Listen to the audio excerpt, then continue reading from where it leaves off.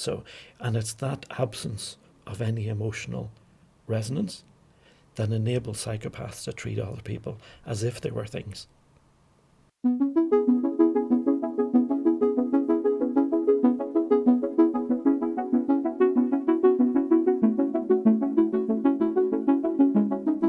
So psychopath generally, in general terms, is essentially someone who is born without empathy. Yeah, so they have no empathy with other people.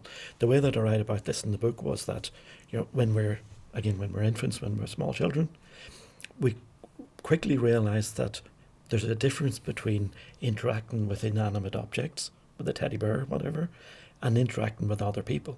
Yeah, we come to see it quite quickly, that other people have emotional communication. We have emotional resonance. So if you get angry, it makes me feel angry. If you get sad, it makes me feel sad. So this emotional communication is different with people than it is with inanimate objects. Yeah? Okay. So a very fundamental part of being human is that humans recognise other humans because we have emotional communication with them. With psychopaths, it seems they never develop that realisation. So I guess if you think that they can, because they fit in everyday life, you don't know when you meet someone whether they're a psychopath or not. You can be in a relationship with someone for a very long time and not realise that they're a psychopath. So in terms of their communication, they're adept at a surface level of communication. Okay. And in fact, they are even more adept at that in some ways than we would be, because they know what your triggers are. They can understand what will make you sad or make you angry or make you believe them. And they won't have the conscience to have the break on using that against you. Yeah. So the absence of conscience is the absence of empathy and the absence of conscience. But in your everyday interaction, you might not catch on to that.